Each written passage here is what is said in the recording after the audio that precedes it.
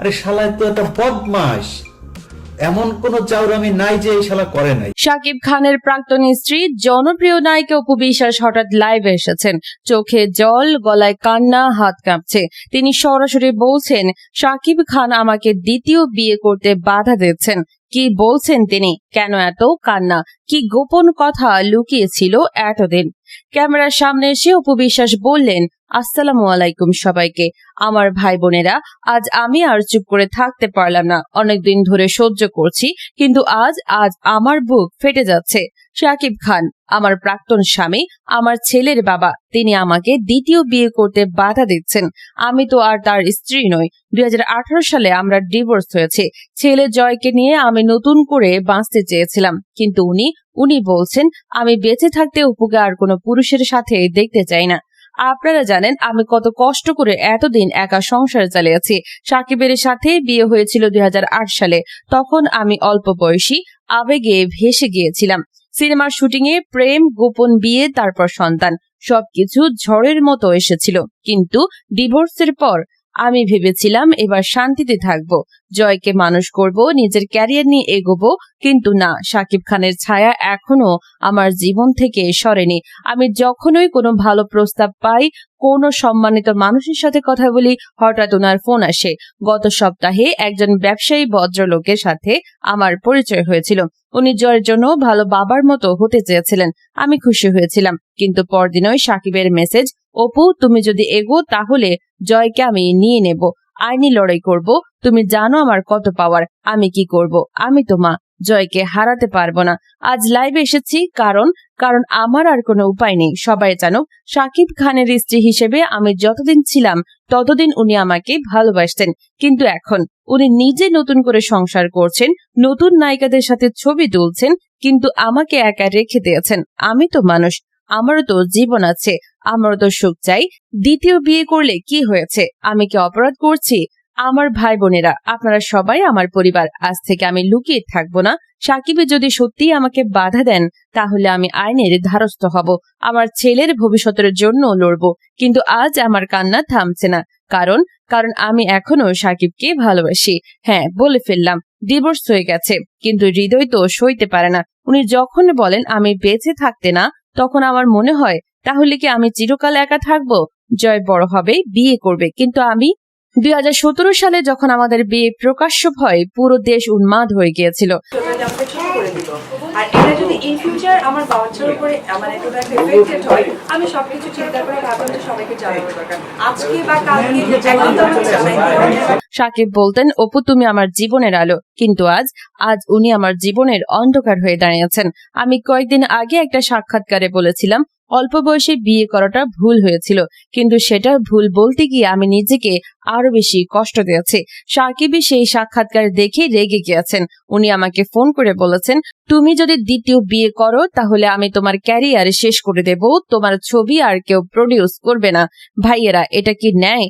আমি তো শুধু সুখ চাই, জয়কে নিয়ে একটু সুন্দর সংসার চাই, যে মানুষটা আমাকে ভালোবাসবে, সাকিবের মতো ঈর্ষা করবে না। কিন্তু সাকিবের পাওয়ার এত বেশি যে প্রযোজকরা পর্যন্ত ভয় পান। আমার শেষ ছবিটা যখন শুটিং এ যাচ্ছিল, হঠাৎ প্রযোজক বললেন, অপু আপা, সাকিব ভাইয়ের সাথে কথা বলে নিন। আমি বুঝলাম আমার বাধা আসছে। আমি আজ সবাইকে বলছি, যদি কাল আমার কোনো ক্ষতি হয়, যদি আমি হঠাৎ চুপ হয়ে যাই, তাহলে জেনে রাখবেন এর পেছনে সাকিব খান আছেন। আমি আর লুকাবো না।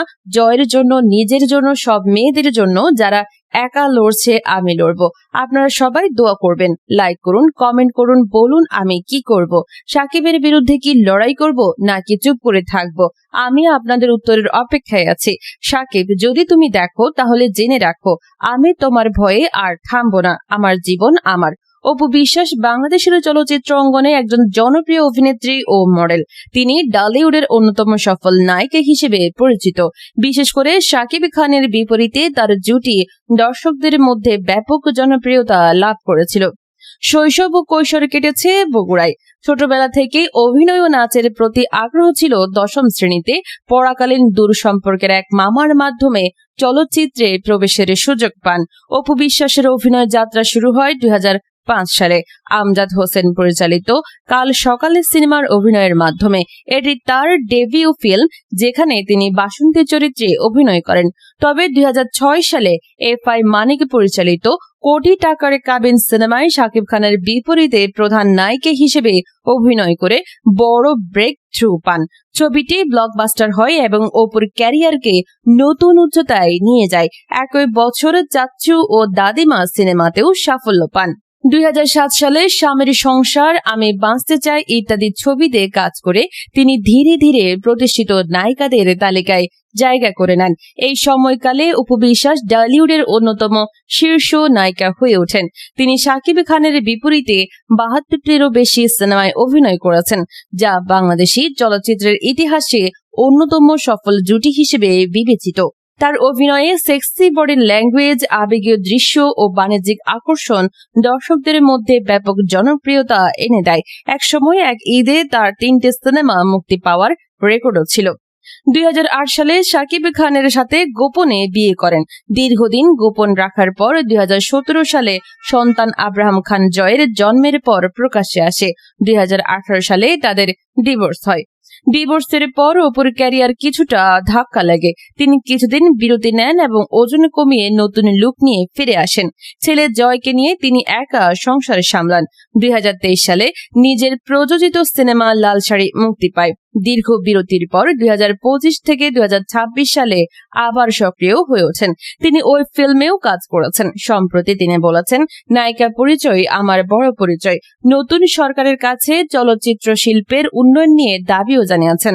অপু বিশ্বাসের ক্যারিয়ার প্রায় 20 বছরেরও বেশি। তিনি 150 থেকে 200টির মতো সিনেমা অভিনয় করেছেন।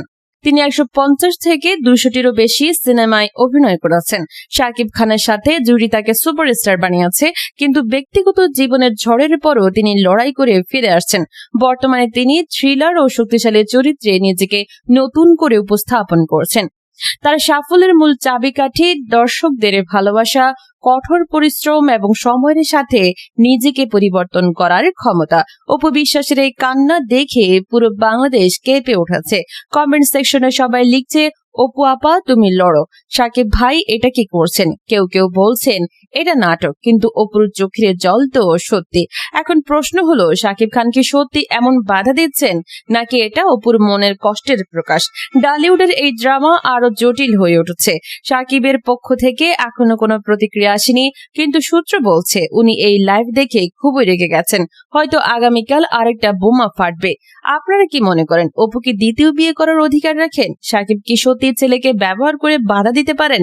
কমেন্টে জানান। ভিডিওটা শেয়ার করুন যাতে আরো মানুষ জানতে পারে। আর হ্যাঁ, চ্যানেলটা সাবস্ক্রাইব করে রাখুন। পরবর্তী আপডেটের জন্য অপেক্ষায় থাকুন।